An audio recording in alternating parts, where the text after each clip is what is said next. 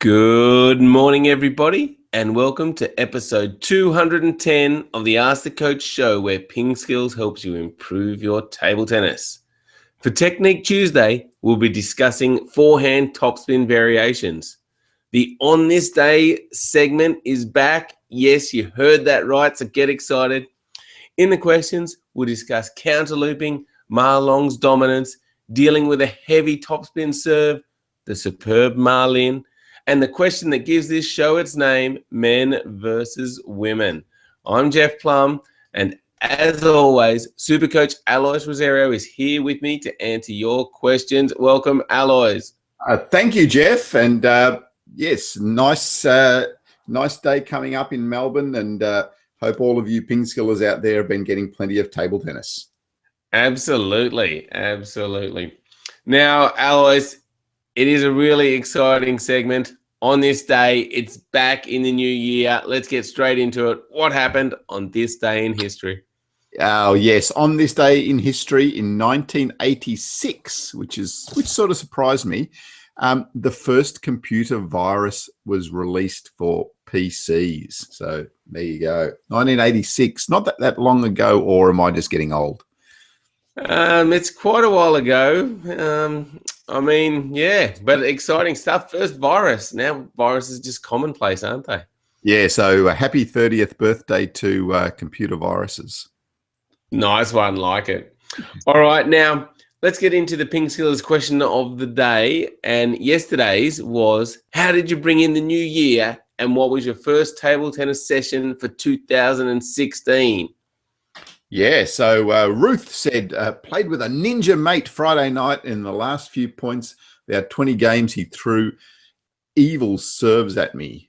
20 games to 0 to him. Yes, oh well. Tough start to the new year there. Exactly. And Ilya said, play against your ninja mate. That's it. Ilya said, I was in the training camp that spanned New Year, so I played really hard on both the 31st and the 1st. So that was good for Ilya. Yeah, well done, Ilya. Yep. And Eugene said, I only played once in 2016, but improved a lot. So that is good. And Dana said, New Year's was just another day. Just watched football and kept warm. Couldn't play until the 5th. Everyone else was busy, but played 2 better players, won 3 of the 6 games and won 3 of the 4 in doubles. So not a bad start, but plenty more to come this year. So that's exciting. And then on the blog, old Dita's back, and Dita said, 2016 is all about the 52-week training plan by PingSkills. Good one, Dita. So next to my regular club training and competition, I'm keeping Alois and Jeff up to date about my progress. But for the PingSkillers who are interested, I'm 2 weeks into it and enjoying it a lot. Highlights up till now with rotating focus during consistency drills and the open up game when the server makes a point if he topspins the deep push return. And another plug for the site, I suppose. I've also started using the vault intensively, and it has a good impact on my training volume. So thanks, Dita, for supporting the site firstly. And yeah, good comments, and glad you're into the 52 weeks training plan. Yeah, absolutely. And yeah, good to see you using the vault there, Dita. Yeah, and for those that don't know, the vault is where you can store your tactics against players, your match results, and all your training sessions. So you're a really good tool to get you thinking tactically. So try it out at pingskills.com. Yeah, it surprises me a bit, Jeff, that the people that don't use the vault, like we've got a lot of people on there, but it's such a good tool. And I have to say, Jeff dreamt this tool up, and it was a bit of his baby. And you know, like it's such a good tool that you can record all your training sessions. You can record your opponent's strengths and weaknesses on there, so you've got it there all the time. You can just refer to it when you need to, and yeah, so you get on there, have a look. It's a good tool. Yep. Check out the vault. All right, so that brings us on to today's PingSkillers question of the day, which is, do you Snapchat? So jump onto our Facebook page or onto our blog at pingskills.com and let us know, do you Snapchat? we're starting to get into it, Alois, aren't we? Yeah, exactly. We are into Snapchat. There you go. And just the username's just PingSkills. So yeah, get on there. And what I'd like you to do is get on to Snapchat and just send me a short video question. So just get on there, get on your phone, say, hello, PingSkills. I don't know how to beat Jeff. What should I do? And that's probably going to be a common question. And don't ask Alois that because he doesn't know the answer. But anyway, it does have to be short though, because on Snapchat, I think you got like a 10-second limit. But yeah, I think it's going to be a great way to interact. So give it a go. Get on Snapchat, and our username, as Alois said, is PingSkills. All right, it is Technique Tuesday, Alois, and this is one of your favorites. We're talking about forehand topspin variations. What do we need to know? Exactly. So, I see players playing their forehand a lot, and some people have got such good forehands, but don't utilize it well enough because they're one-paced and they're really predictable in what they do with that forehand. So, they've got such a great forehand, they can blast it really fast.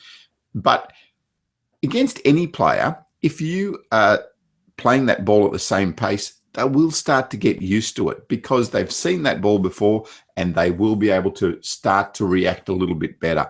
So the variation is the thing that is really going to win you a lot of points. So what can we vary? Like always, we vary the spin, the speed, and the placement of the forehand topspin.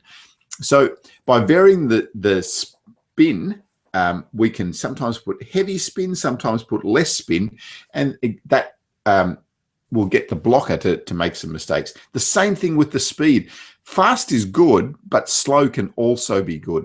And I always say I don't think players use the slower topspin enough. So that variation of playing the slower topspin is really important to practice. How do you play the ball slower? So one thing is just to bring your bat through slower. So instead of bringing your bat through fast, just bring your bat through slower. You can also just have a little bit more of a vertical action, which will slow the ball up rather than a forward action. So the forward and more and flatter contact is going to get the ball faster. The brushing up contact is going to get the ball a bit slower, and it'll also get a bit more spin. And then finally is sorry, Jeff. Yeah, and I guess there's variations of that slower topspin because, like you said, you can just play the strokes slower, but you can also still play that stroke really fast but get a finer brushing contact, so you get more spin and less forward speed. So there's even variations within that itself. Yeah, there is. And, and that's why, it's really important. Once you've got the feel for your forehand topspin, or for any stroke really, but we're talking today about the forehand. Once you've got the feel for it, and a lot of people have got good forehands, so then we've got to get out there and just start to practice that variation. Don't in your training just practice, here's my forehand topspin, bang, bang, bang, bang, bang, bang, bang. Change it up, practice the changes. Excellent advice. Yeah. And I think it really is that, isn't it? Just to focus on it. It's not that people aren't capable of it. It's just they're not really thinking about the options. Yeah, exactly. And the third type of variation I was going to mention is just the placement. That's a pretty obvious one. So, it's not always so obvious though, Alois. It's good to mention. Yeah, because a lot of people prefer hitting the ball one way, either cross court or down the line, whichever one it is. But it's really important to practice going different directions with that forehand topspin. And, like I know for myself, I feel really comfortable playing that ball down the line, and I'm not as good at playing the ball down cross court. So that's something that I had to practice a lot to get the feel of and to get comfortable with. So you can play down the line, cross court, and then don't forget the one into the middle as well. So yeah, so lots of opportunities for variation with your forehand. Don't just think about playing forehand topspin as this is my forehand topspin. I'll play it fast and I'll play it to the cross court or down the line or whatever it is. All right, excellent. And what I'll do is I'll put a link in the show notes to our video on forehand topspin variations. So make sure you watch that and start implementing this into your game. All right, on to the questions. And first up, we've got a couple of regulars who've jumped onto our Google Q&A app, and anyone can ask us a question live on the show. Just all you need to do is go to our website, pingskills.com, scroll down to the bottom. There's a little Google Plus icon. Click on that, and then you'll see the latest show where you can hit the Q&A button and ask us a question. First up, Ilya says, some people say that when counterlooping, it is better to play a side spin topspin because it avoids contacting fast-moving parts of the ball. So should I try putting side spin whenever I can when I'm counterlooping?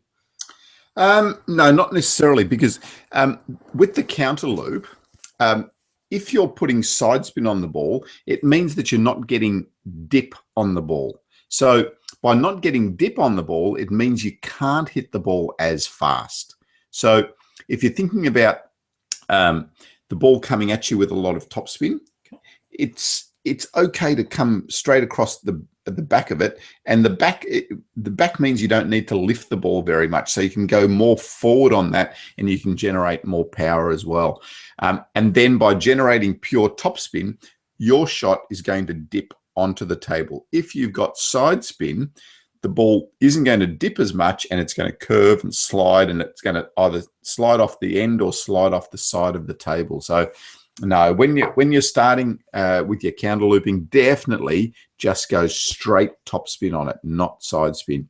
So what you're more referring to about hitting on the side of the ball is when we're talking about returning serve, and we talk about the heavy backspin serve and hitting on the side of the ball there like that. So yeah, I think for the counter looping, just go straight over the back of the ball or the top of the ball.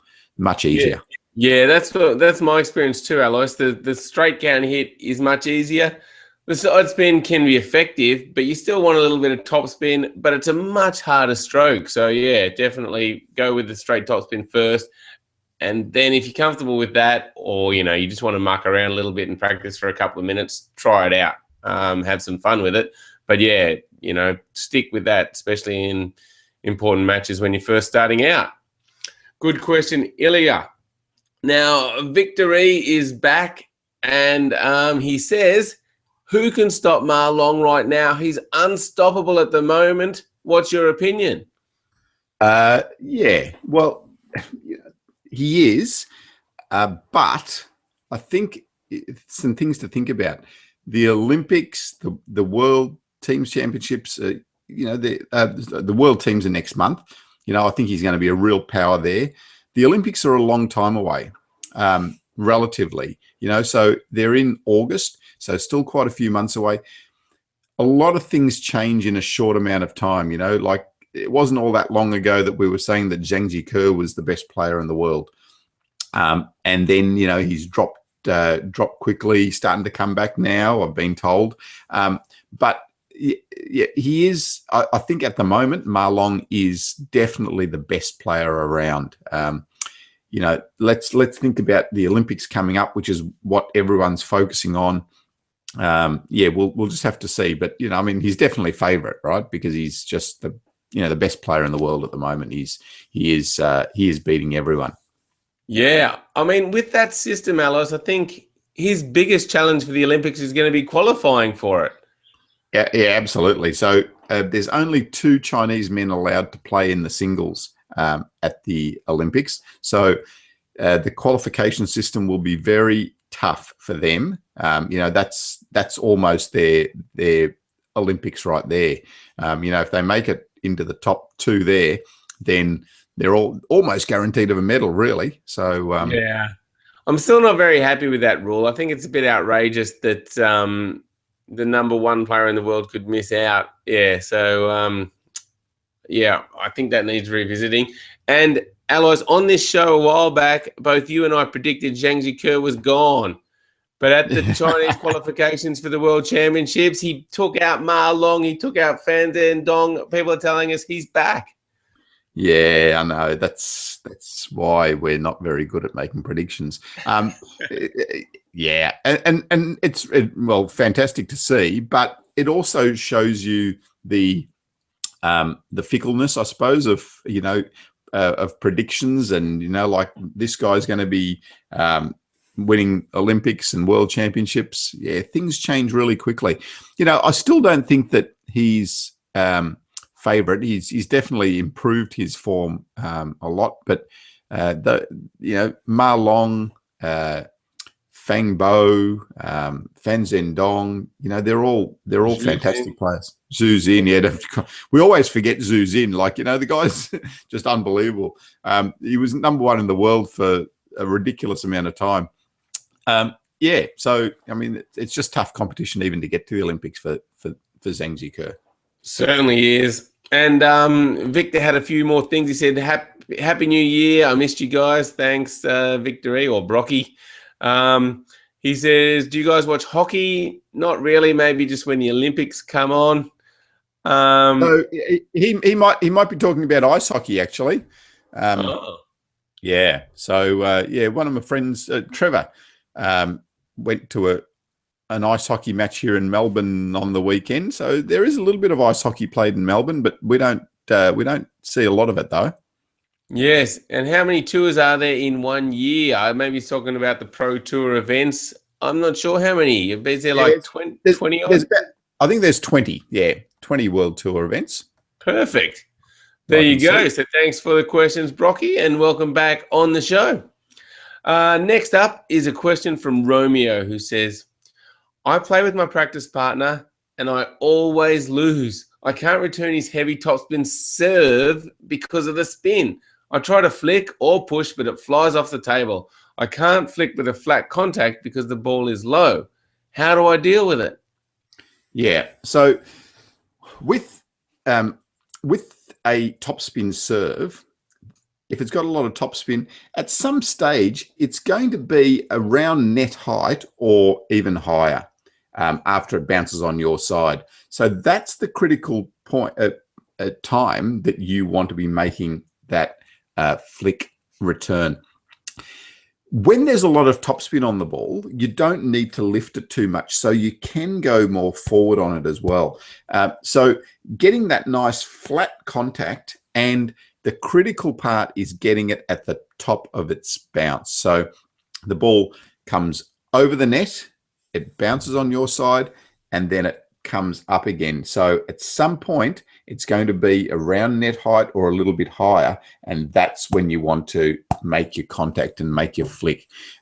So that timing, I think, is really, really important. I see a lot of players trying to hit the ball too early, and also some players trying to hit the ball too late. So by the time the ball's gone up and come down, then you need to lift the ball and you need to soften the contact. But flicking is, for me, easier off the top spin than any other type of spin. So yeah, you've just got to come forward on that and hit the ball at the top of the bounce. Yeah, exactly. I mean, the ball has to clear the net, so it is going at least that high at some point. So it's going to bounce up pretty high, especially with the top spin. I guess if people are taking it late, Alois, one of the keys is the footwork to get into that ball. Yes. So if they're taking it late, if they're taking it early, so the footwork to get to the flick ball or the shorter ball is to go in with your right foot. So if you're a right-hander, go in with your right foot, get close to the ball, get your nose close to the contact, and then flick forward on it as well. So yeah, getting close, moving in is really important too. Yeah, excellent. Good advice. So stick with it, Romeo. I'll put a link to our forehand flick video in the show notes, which should help you. So check that out as well. All right, next up is a question from Tam, who says, do you think world number 1 Ma Lin will reign supreme in the Class 9 singles event in Rio? Or do you think the 15-year-old Lawrence Devos could take the title, considering he is in top form at the moment after winning the Europeans? What's your opinion? And who is this mysterious Ma Lin, Alois? Yeah, so Ma Lin is a player in the Paralympic table tennis as well. So he's in Class 9. He's unbelievable. He's won a few gold medals already in Paralympics, and he's probably more dominant than the able-bodied Ma Lin was in table tennis as well. So great player from China, but really exciting. There's a young guy from Belgium, Laurens Divos, who is a real challenge and a real threat to him. I'm not sure exactly how old Laurens is, but he's like 15 or 16 at the most. Really young kid, just a really nice style, beautiful forehand topspin and backhand countering. So for the first time, I see, one of the Europeans, ready to challenge Ma Lin, but at Rio, I think it may be just a little bit too early for Laurens to challenge Ma Lin, just because of experience and just having that ability to win that gold medal. It's a tough match to win. Yeah, absolutely exciting time. So looking forward to the Olympics and the Paralympics. Going to be great. If you haven't had a chance to see any of Ma Lin play, or just have a look at some of the Paralympic table tennis, you will be absolutely amazed. So there are at the Paralympics in Rio, and in all Paralympic events, there are 11 classes. So class 1 to class 5 are the wheelchair players. So class 5 are the higher functioning wheelchair players, and class 1 are the lower functioning wheelchair players. And then the same with standing players. So it goes from class 6 to class 10, where class 10 are the higher functioning players. Players like Natalia Patika from Poland, who plays in the Paralympics and also played in the Olympics as well. So for Poland, so obviously a really high functioning player. And then the class 6s, so lower functioning physical ability. So they may have something wrong with their right side completely, so their right arm, right leg, and their movement is restricted. But just have a look at some of that action, and you'll be, as I said, pretty surprised at what they can do. And then there's also class 11. Class 11 is the for the intellectually disabled. So, yeah, get Awesome. onto it. We will try and find at least a link so you give you a starting point to have a look at that stuff, and I'll put it in the show notes. Okay, now Victor E has asked another question. He says, how can I practice my forehand topspin combo? He says, first attack is pure topspin and second is pure side spin, and then both? ? Okay, first up, let's really focus on getting that first and the second ball good with straight topspin. If you're strong at that, then let's start to think about that second ball being side spin. It's a difficult combination. It's a difficult stroke to play, as we were talking about a little bit earlier. So practice that first topspin lift, the second topspin forehand. I find so many players making mistakes just with that. The forehand follow-up is a tough one. Then if you get that good, then you can start to think about side spinning the next one. So lifting the first one and then side spin on the second one. How to practice it? A good way is to just get someone to push the ball to you, make that first top spin, and then get them to block the ball back to the same spot for you, so that you're doing lift and top spin, or lift and side spin if you really want to, but stick with a straight top. Yeah, I think sometimes people get carried away with that side spin a bit too much. I mean, even if you watch the top Chinese players, a lot of the time they're hitting fairly standard top spin. I mean, they do start to hook it a little bit when they want to, but I don't think it's like the main stroke. I think you still need to just get that basics right. Yeah, and even their side spin, they're getting a lot of top on it to make sure that it is dipping onto the table. They'll use the side spin if they're really trying to drag a person out wide to one side or the other. But if they're in good position and if they're ready to make a winner, they'll go with the straight top spin most of the time. Yeah, indeed. All right, now we move on to Peter's question, which is the one that gives this show its name. And Peter asks, what do you think is the main difference between men and women's style of play? It can't be that much physical strength that makes the difference. After all, it's not a soccer game. Yeah, well, actually, Peter, for me, it really is the physical strength. And, there are differences in the physical development and physical capability. So if you look at the men's game, they tend to be just mid-distance from the table, playing topspin on both sides and utilizing the strength. And that strength comes from the legs to start with, and then also from the upper body a little bit as well. But the women's game, you'll see, is much closer to the table in general, and faster, a little bit flatter contact as well. So the strength is really a big issue. You will see players like Ding Ning, for example, the Chinese top women's player, who does get a little bit further back, but her strength is really good as well. So her leg strength is fantastic, and she can do that. So yeah, it is a lot about strength to start off with. Yeah, interesting discussion. And on this question on the Ask the Coach page, a lot of people were saying the same thing, and I guess they were pointing out like the size of Zhang Jike's legs and all the Chinese players, just how they strong they are. Zhu Xin, his legs, amazing. Yeah, absolutely. And I mean, if you look at it, if you look at the 100 meters, the men's world record is faster than the women's world record. So there are definitely physical differences. It's not that just the women don't think they can run faster or whatever it is. There are physical differences, and the physical development capability of the male is higher than the female. So as far as strength, so that's the real difference. There you go. Well, interesting question, and a great way to wrap up episode 210 of the Ask the Coach show. We're going to take a little bit of a break because I think, Alois, you've got some coaching commitments. Yes. Yeah, it's a really exciting time coming up. Going to the Oceania region para camp. So, and I think we've got about 26 athletes coming from the region. So that'll be really exciting, and also coaches from the region all coming together, and we're going to run a camp for them. So that will be an exciting time just to see the Paralympic talent that is in this region. Yes, indeed. Very exciting time.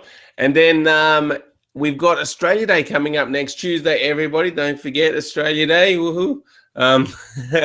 But so we won't be back till next Wednesday, but keep an eye out and make sure you check us out next Wednesday. So thank you, everybody, for watching. Thank you, Alois, for answering the questions, and start following us on Twitter, Instagram, get on Snapchat, send us a video. Love to hear from you. Thanks, everyone. Bye.